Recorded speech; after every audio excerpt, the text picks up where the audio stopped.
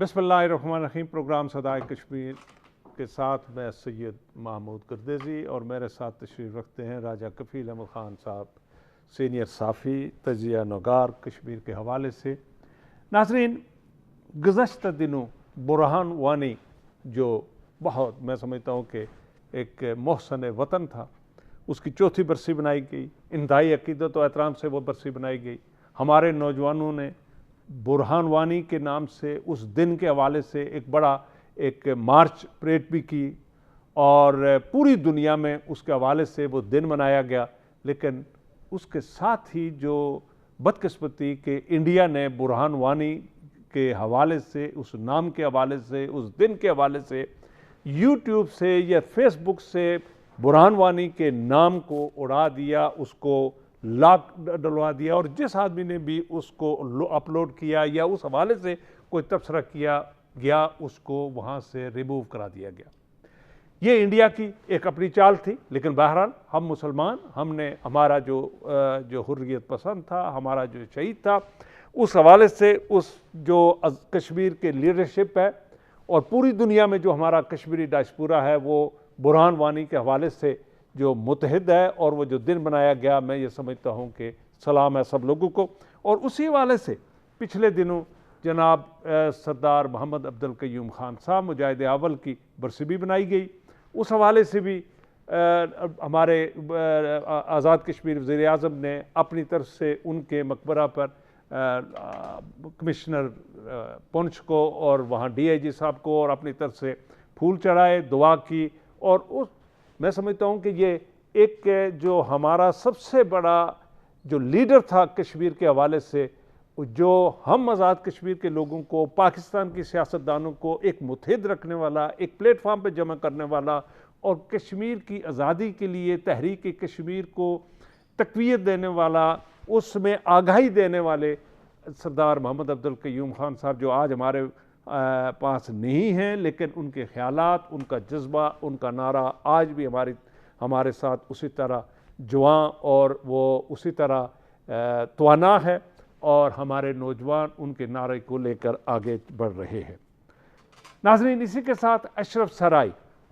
جو حریت کانفرنس کے سب سے بڑے لیڈر،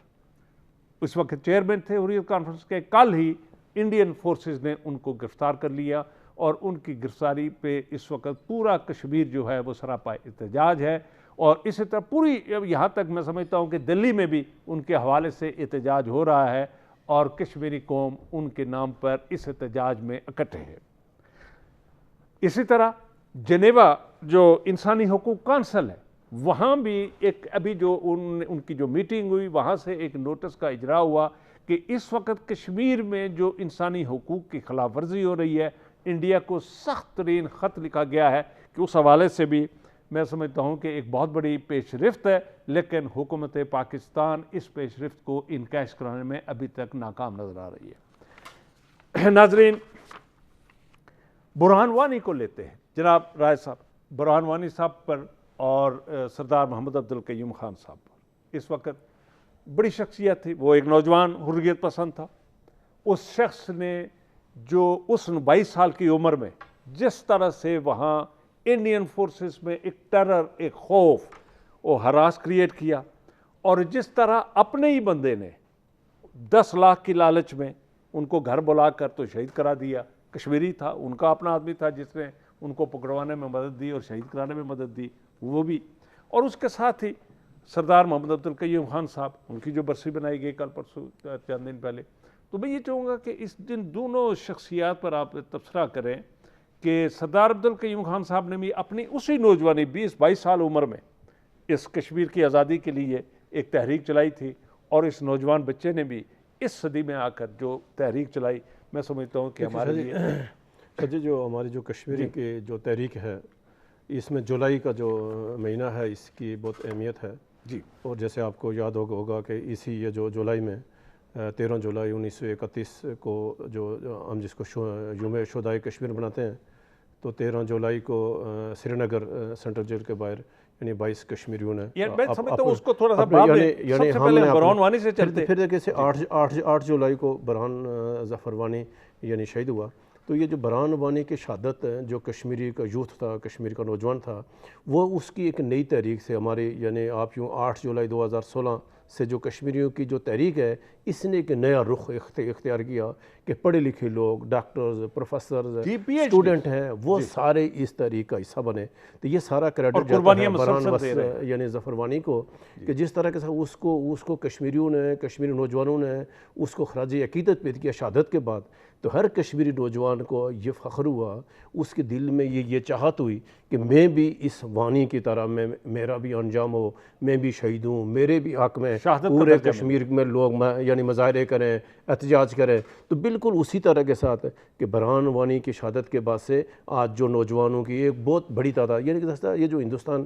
کا جو ان کا جو کور کمانڈر ہے جموں کا، تو اس کی جو یعنی 1 ماہ پہلے جو پریس کانفرنس تھی، تو اس نے خود انکشاف کیا کہ یہ یعنی 1 جنوری سے لے کر جون تک اس عرصہ میں تقریباً 160 کشمیری نوجوانوں کو شہید کیا انہوں نے، اور وہ خود یہ دعویٰ کر رہا ہے کہ 200 کے قریب نوجوان ہیں جو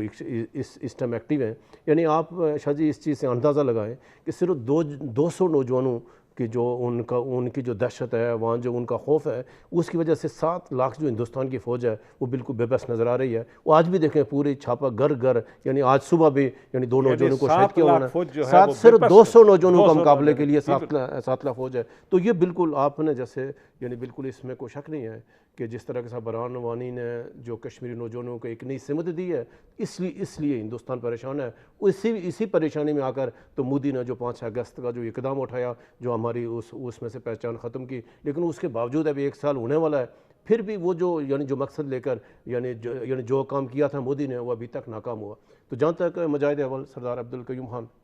تو شاہ جی اس میں تو کوئی شک و شبہ نہیں کہ سردار عبدالقیوم خان نہ صرف آر پار کشمیری ہوں، بلکہ پورے جو ہمارا بر صغیر ہے، ہندوستان ہے، پاکستان میں، اس میں ایک مسلمہ ایک سیاسی لیڈرشپ تھی۔ ان کو مختلف ان کا جو کردار ہے، ایک مجاہد کی حیثیت سے، ایک وزیر اعظم کی حیثیت سے، صدر کی حیثیت سے، ایک لیڈر کی حیثیت سے۔ تو آج جو آزاد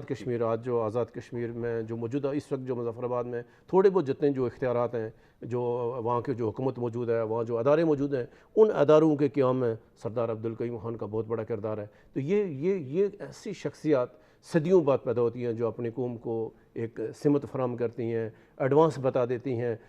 آج یعنی مجھے یاد ہے کہ جب سردار عبدالقیوم خان صاحب کو یعنی کشمیری کمیٹی کا چیئرمین آئے گا، ان کے الفاظ تھے کہ ہم نے اس نازک موڑ پہ پہلی ترجیح کشمیریوں کو بچائیں، کشمیری بچیں گے تو جدوجہد آگے بڑھے گی۔ تو ان کا یہ تھا کہ فوری مذاکرات ہوں، اور سردار عبدالقیوم خان کی مشاورت کا نتیجہ تھا کہ یہ جو یعنی کشمیریوں کے درمیان یہ جو سیز فائر لائن کو جو ہم لائن سے کشمیریوں کو آنا جانا ہوا، اس میں جو بھرپور کردار تھا پرویز مشرف کے ساتھ، اس میں مجاہد اول سردار عبدالقیوم خان کا بھرپور رہنمائی مشاورت شامل تھی کہ کنٹرول لائن کو کھولا جائے، کشمیریوں کو آر پار آنے کی اجازت دی جائے، کشمیریوں کو آپس میں بیٹھنے دیا جائے، پھر جا کر آگے۔ صاحب یہ بتائیں کہ کیا پرویز مشرف کے دور میں یہ سمجھتا ہوں کہ ہماری 72 سالہ دور میں ایک واحد ٹینیور ہے، ایک واحد ٹائم ہمیں ملتا ہے کہ جس میں نمبر 1 کہ کشمیر یہ جو کمیٹی ہے اس کا چیئرمین آزاد کشمیر یعنی کشمیری نژاد کشمیری لیڈرشپ کو سلیکٹ کیا گیا۔ کشمیری لیڈرشپ کے ویژن کو لیتے ہوئے کشمیریوں کا جو سفر تھا، وہ جو باؤنڈری جو بغیر پاسپورٹ کے ہم نے شناختی کارڈ کی بنیاد پر ہم نے کراس کرنی شروع کی، لوگ وزٹر آئے اور ہم نے بزنس کا یعنی تجارت کا بھی آغاز اسی نظریے کے تحت ہوا۔ تو کیا وہ آئیڈیل دور نہیں تھا، اور اس آئیڈیل دور کو ہم کس طرح سے حاصل کر سکتے ہیں؟ یہ ہے کہ جو مسئلہ کشمیر ہے، یہ اس خطے کا یا اس وقت دنیا میں جتنے بھی جو تنازعات ہیں، اس میں مسئلہ کشمیر اس لیے منفرد ہے کہ یہ ایک واحد ریاست ہے جو تقسیم ہو گئی، ایک حصہ پاکستان کے ذریعے انتظام آ گیا، ایک حصہ ہندوستان کے۔ اب جب یہ تقسیم ہو گیا تو اب اس کی آزادی کے لیے ایک الگ سا میکانزم ہونا چاہیے۔ تو آج تک بالکل آپ کی بات بالکل بجا ہے۔ ان 72 سالوں میں سوائے پرویز مشرف کے پاکستان کے کسی بھی حکمران نے آج تک کشمیر کو فوکس نہیں کیا۔ مجھے یعنی آپ اگر لیاقت علی خان سے لے کر موجودہ عمران خان صاحب تک جتنے وزیر اعظم، آپ کسی وزیر اعظم کی کابینہ کی ایک روداد اٹھا کر دیکھیں اس 72 سالوں میں نہیں ہے جس میں وفاقی کابینہ نے مسئلہ کشمیر کو فوکس کر کے اس کی حل کے لیے تجاویز طے کی ہو کہ یہ مسئلہ کشمیر ہے، یہ موجودہ حالات ہیں اور یہ آنے والے مشکلات آ سکتی ہیں، ابھی تک فوکس نہیں ہے مسئلہ میں کشمیر۔ اشرف سرائی کے حوالے سے چاہوں گا کہ اپنے ناظرین کو ان کی شخصیت کے بارے میں، ان کی لیڈرشپ کے بارے میں بھی ذرا تھوڑا سا آگاہ کریں۔ دیکھیں اشرف سرائی کو آج صبح ہندوستان کی سیکورٹی فورسز نے سری نگر سے گرفتار کیا اور ان کو پبلک سیفٹی ایکٹ کے تحت ان کی گرفتاری عمل میں لے گئی ہے۔ آپ کو یاد ہوگا کہ اشرف سرائی صاحب کا جو بیٹا، جوان سال بیٹا جنید سرائی، یعنی 2 ہفتے پہلے اس کو بھی انڈین سیکورٹی فورس نے شہید کیا۔ اور اشرف سرائی کا ابھی وہ ہم اپنے ناظرین کو کلپ دکھائیں گے اپنی بیٹے کی شہادت پہ، جو اشرف سرائی نے جس طرح کے ساتھ کشمیریوں کو پیغام دیا تھا کہ میرا بیٹا شہید ہوا اور میرے بیٹے سمیت جتنے بیٹے شہید ہوئے ہیں تو مجھے اس کے اوپر فخر ہے، یعنی فخر ہے، اور میں فخر محسوس کرتا ہوں کہ میرا بیٹا، جوان سال بیٹا آج کشمیریوں کے لیے قربان ہوا اور مجھے اس کے اوپر فخر ہے۔ تو یہ جو اشرف سرائی صاحب، یہ بالکل علی گیلانی اور اشرف سرائی یعنی سرائی، یہ 2 سرکردہ وہ لیڈر ہیں کشمیر کے، اور اشرف سرائی تحریک حریت جو کشمیر کے چیئرمین بھی تھے اور ہیں ابھی بھی ہیں، اور ان کا بڑا بھرپور کردار ہے گزشتہ 4-5-6 سالوں میں موجودہ جو یعنی تحریک کو صحیح سمت میں رکھنے میں اشرف سرائی صاحب کا کردار، اور آج ہندوستان کی سیکورٹی فورس نے گرفتار کیا ہے۔ اور یہ اسی کی کڑی ہے کہ ہندوستان بالکل کشمیر کے حل سے گزشتہ آپ اگر صرف ایک ماہ میں دیکھیں کہ پورے سری نگر کے اندر، تمام ادھر ہمارے شمالی جنوبی کشمیر کے اندر ٹارگیٹڈ آپریشن ہوا، جو شاید جو تشویشناک بات ہے کشمیریوں کے لیے کہ ہندوستان کی سیکورٹی فورسز نے اسرائیل کے تعاون سے جو ٹیکنالوجی استعمال کرے، ڈرون ٹیکنالوجی، کہ جہاں ہمارا مجاہد جاتا ہے ایک دم سیکورٹی فورس جاتے ہیں، پوری ایریا کو لاک ڈاؤن کرتے ہیں، وہ مجاہدین کا سڑک ہو کر جھڑپ ہوتی ہے، وہیں شہید کر دی جاتے ہیں۔ تو لیکن افسوسناک بات یہ ہے کہ اس کے باوجود حکومت پاکستان کو جو کردار ادا کرنا چاہیے تھا، جو ہماری وزارت خارجہ کو کردار ادا کرنا چاہیے تھا، کہ جو ہندوستان کی بدترین جو 1 سال میں جو ریاستی دہشت گردی جاری ہے، یعنی 5 اگست سے لے کر اب تک 1 سال ہونے والا ہے، پورا کشمیر لاک ڈاؤن ہے، حریت قائدین گھروں میں نظر بند ہیں، نوجوان جیلوں میں، لیکن پاکستان عملی قدم اٹھانے کے تیار نہیں ہے۔ اور یہ جو کشمیر کے لوگ ہیں، نوجوان یعنی بڑی تعداد میں مارے جا رہے ہیں، شہید ہو رہے ہیں، یہ تو سوال اٹھائیں گے پاکستان کے لیے کہ ان کی جو شرطیں ہیں۔ ساتھ ہی یہ بتائیں کہ اس وقت تک وہ ڈومیسائل جو ہے یہ نئے قانون کے تحت 12,000 انڈین وہ لوگ جو 7 سال سے زائد یا کم و بیش وہاں نوکریاں کر رہے ہیں، ان سب کو یہ اجازت دے دی گئی ہے کہ آپ ڈومیسائل حاصل کریں، اور اس وقت تک شنید ہے کہ 12,000 سے زائد لوگوں کو جو تصدیق کیا انہوں نے، تصدیق جو ڈی سی جموں نے تصدیق کیا ہے کہ 12,000 لوگوں کو ایشو کر دی۔ دیکھیں سر جی، آپ کو یاد ہوگا جب اس نے 35 سے ختم ہوا، 370 اور 35 سے ختم ہوا تھا کشمیر میں، تو یہ جو 35 سے ہے اسی تھا کہ جو ریاستی تشخص ہے، جو یعنی نان کشمیری جو ہے نا، تو وہ سری نگر جا کر زمین اپنے کشمیر کے اندر نہیں خرید سکتا تھا۔ جو 35 ختم کرنا ہندوستان کا مقصد یہی تھا کہ وہ جو مسلم ریاست ہے ہندوستان میں اس وقت، جتنی بھی ریاستیں ہیں، جتنے صوبے ہیں، ان میں صرف ایک کشمیر ہے جو مسلم اکثریت ریاست ہے۔ جی بالکل۔ اس مسلم اکثریت ریاست کو اقلیت میں بدلنے کے لیے کہ اگر ہمیں 10-15 سال کے بعد راشماری آئے گی، اس کو اقلیت میں بدلنے کے لیے بتائیں کہ یہاں پاکستان کو کیا کرنا چاہیے؟ دیکھو پاکستان کو تو بہت پہلے کہ 1 سال سے عمران خان صاحب نے پہلے اعلان کیا کہ میں کشمیر کو سفیر بنوں گا۔ پہلے اعلان ہوا کہ جمعے سے جمعے ہم آدھے گھنٹے کا احتجاج کریں گے، آدھے گھنٹے کا احتجاج ختم ہوا۔ عمران خان صاحب نے کہا میں اقوام متحدہ جا رہا ہوں، وہاں میری تقریر کا کشمیری انتظار کریں، وہ بہت سخت پیغام جائے گا دنیا کے لیے۔ تقریر بھی ہو گئی ہے، کچھ بھی نہیں ہوا۔ عمران خان صاحب واپس آ گئے، 1 گھنٹے کا احتجاج جو ہے وہ بھی ختم ہوا۔ اور جو اس وقت جو سوالیہ نشان ہے، جو کشمیری پاکستان کی طرف دیکھ رہے ہیں، جو کشمیری اس لیے پاکستان کی طرف دیکھ رہے ہیں کہ پاکستان مسئلہ کشمیر کا فریق ہے، پاکستان کی فوج آزاد کشمیر ہے، پاکستان کی فوج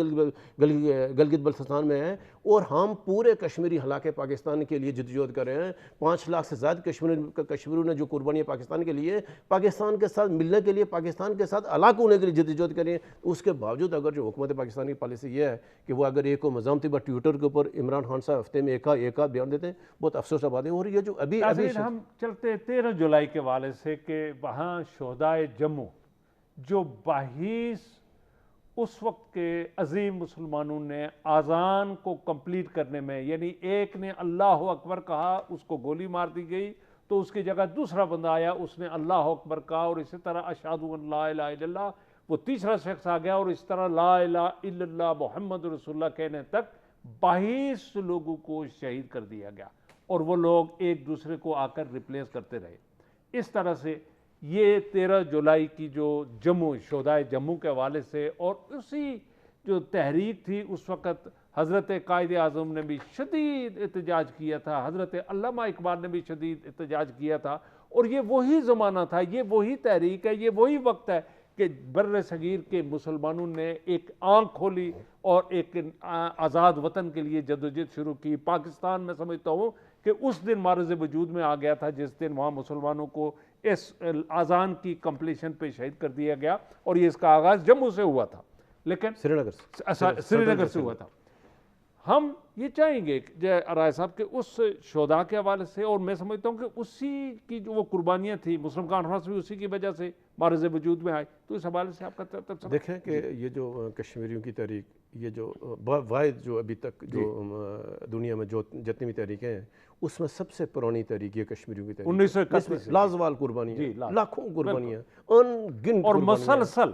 یعنی خواتین, بچوں, بوڑھوں, کوئی شخص اس وقت شاہ جی مقبوضہ کشمیر کا ایک بھی گھر ایسا نہیں ہے کہ جس گھر نے قربانی نہ دی ہو, جس کی کسی بہن نے, کسی بھائی نے, کسی بزرگ اس جدوجہد میں شہید نہیں ہوا. تو یہ جو 13 جولائی 1931 کا جو سری نگر سینٹرل جیل کا واقعہ ہے, یہ بنیاد بنا تھا. وہ جو ڈوگرا کی شخصی آمریت تھی, اس شخصی آمریت کے خلاف کشمیری سڑکوں پہ نکلے تھے. اس شخصی آمریت کے خلاف, اس کے ظلم و بربریت کے خلاف, انسانیت سوز مظالم کے خلاف جب وہاں کے مسلمان نکلے کہ تم اقلیتی جو آدمی اکثریت کے اوپر یہ جو یعنی تمہاری حکمرانی کو ہم نہیں مانیں گے, تو اس سینٹرل جیل کے باہر جو ایک شخص جب اذان کے لیے اس نے یعنی کھڑا ہوا تو اس کے اوپر ڈوگرا نے اس کو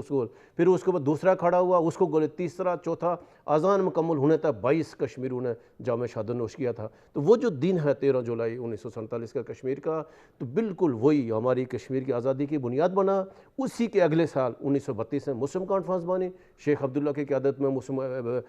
کشمیر کے مسلمانوں نے ایک اپنا سیاسی پلیٹ فارم تشکیل دیا. اس سیاسی پلیٹ فارم کے ذریعے سے کشمیر کی جدوجہد شروع ہوئی, اور جو 13 جولائی 1947 جو 31 سے لے کر آج جو 13 جولائی 2020 تک یہ تو جدوجہد کا تسلسل ہے, اس کا یہ ایک تسلسل کے ساتھ جو ہے کہ خواہ 1931 سے 1947 سے آج یعنی 2020 ہے, ان گنت قربانیاں کشمیریوں کو. لیکن افسوسناک بات یہ ہے ان 72 سال گزرنے کے باوجود, شادی اتنی بڑی قربانیاں دینے کے باوجود, ہم ایک قدم آزادی کے لیے وہ بنیاد ابھی تک ہم نہیں بنا سکتے. بھارت کا ظلم اسی طرح اور ہر روز بڑھتا جا رہا ہے, اس میں کمی کو نہیں آ رہی. جیسے آپ نے انٹرو میں کہا تھا کہ جو جنیوا انسانی حقوق کونسل ہے, افسوسناک بات یہ ہے,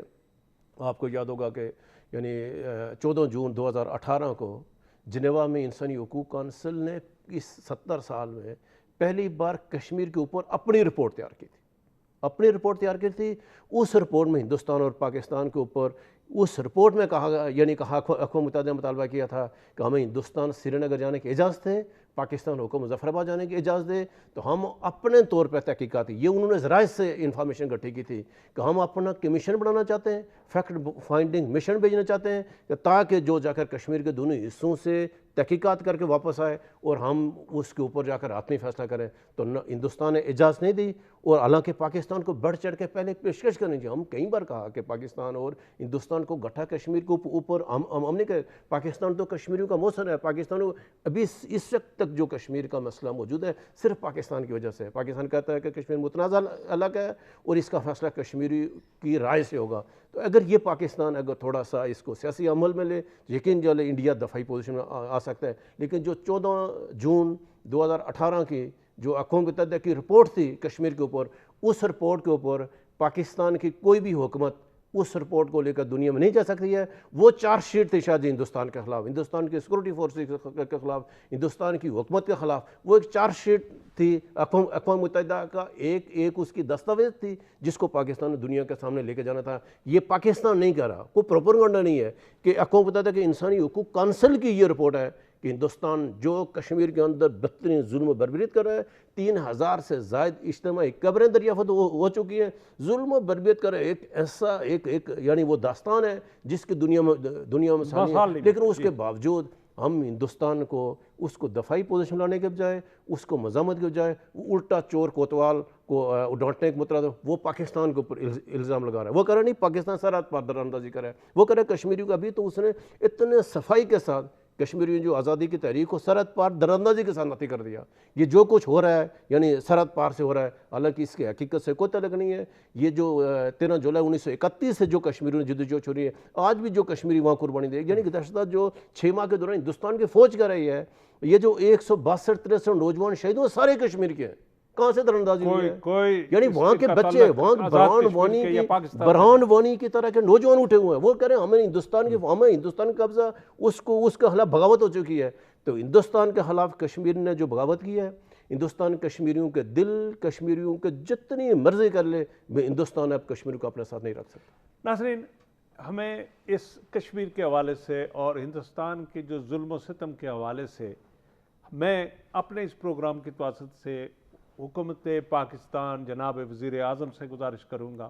اور پاکستان کے تمام سیاسی لیڈرشپ سے، تمام سیاسی زعماء سے، میں نوجوان لیڈر بلاول زرداری سے گزارش کروں گا، میں میاں برادران سے گزارش کروں گا، میں جماعت اسلامی سے گزارش کروں گا، میں مولانا فضل الرحمان سے گزارش کروں گا کہ کشمیر اس وقت ایک